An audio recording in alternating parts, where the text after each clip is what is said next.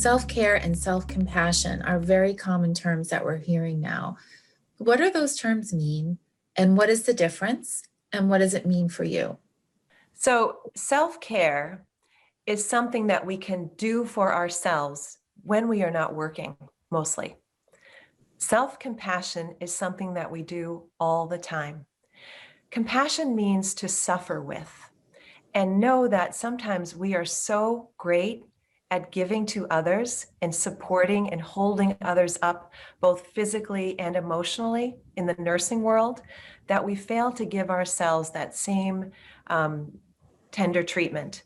So that with self-compassion, it's like you're talking to yourself as though you're your best friend or a puppy or something you care deeply about. Many times that language gets lost. And when we start to shift into self-compassion, we allow ourselves to fill up with both what's known as yin self-compassion and yang self-compassion. So self-care fits underneath yin self-compassion. It's anything that we do for ourselves that's tender and nurturing. So it's the yoga, it's the meditation, it's the manicure, like all those things that, relax us. On the other hand, what's as important that sometimes is lost is the yang self-compassion, which means strength. So carving out your firm boundaries around the hours that you're working, what you're working on, etc. But also it's the protection, the strength that sometimes the word no is hard to find. So they're very different, but most of all, with self-compassion, we work with awareness of what we're feeling, what we're sensing physically and emotionally in our bodies. We're working with that suffering is real. Suffering is real. Even though we're always expected to put one foot in front of the other, it's there. We're not heroes. We've been through a lot. And then the other piece of it is that it's humanity, that it's the human condition, that we have been through collective suffering and trauma, and that we are all going through it and giving ourselves that tender space around that. That's really important. What are some strategies or some things that nurses can do to practice self-compassion? Well, as I mentioned, what's really important is noticing when we aren't being compassionate. And an exercise that I find very valuable is called an energy audit. And this was developed by Dr. Rick Hansen, who is a psychologist and who's amazing, has done many different research studies and books all about the mind-body connection. This energy audit is actually a funnel. And it's really simple and it actually looks pretty childlike. And it uses some primary colors of green, yellow, and red.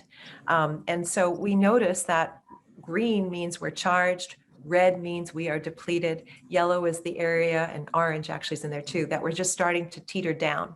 So when we are all aligned and life is in balance and everything's perfect, we are fulfilling those needs of self-compassion, which include work, chores, rest, and play. Play is anything that you do for enjoyment, like fitness, getting together with friends, anything that's outside of the scope of work. What happens, the busier we get, the more melded we get with our responsibilities, pieces drop off. So in the funnel, we start off really strong, top heavy.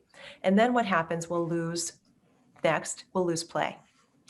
Then it becomes just work and chores. And we all know, it's kind of like the work week. We all know when we start to get there, like the groceries, we get them on Sunday, they start to go down by Thursday.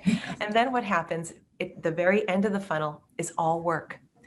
In that space of all work, I know that many nurses have felt over the past year, that's where exhaustion and compassion fatigue set in. So being aware, where am I on this energy funnel? Another important thing is boundaries. Boundaries are tricky because we are so used to giving and working in healthcare. You're there for a reason. You know you want to help the world, have a lot of empathy. Sometimes what happens is the boundaries become melded. We take our work home with us. We never have a chance to work to restore ourselves. So a couple of really easy strategies. Knowing where you can say no tactfully. That could be the end of your shift. I'm transitioning. And a transition, a no, means I'm transitioning from work into my other life. It could be a hard stop in the middle. That could mean the work time. It could mean physically, like when you shut the door to work and you start to come into your home, you change your clothes, maybe you take a shower, that there is some type of a ritual and routine between your two worlds. It also can mean that you don't have your work email going on your phone. Really trying to give yourselves a chance to recharge your batteries. So boundaries are really important. In addition, acknowledging that you're not alone, that you shouldn't feel guilty about giving to yourself, that self-care is like that gas mask on a plane that you need to fill up first so that you can give to others. And then throughout your day, we'll go into a breathing exercise later on, but working with gratitude that we get to help others. And even though it can be difficult, there are many blessings throughout our day that can be motivators for our jobs and the quality of work that we do.